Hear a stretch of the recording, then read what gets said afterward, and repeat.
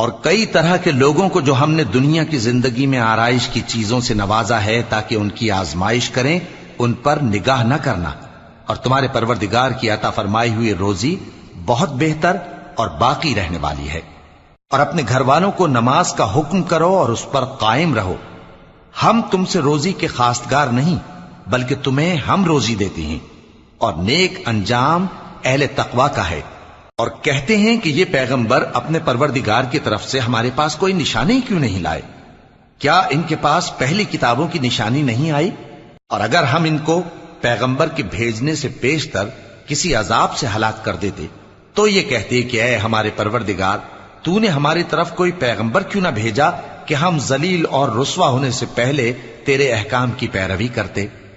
کہہ دو کہ سب نتائج اعمال کے منتظر ہیں، سو تم بھی منتظر رہو، ان قریب تم کو معلوم ہو جائے گا کہ دین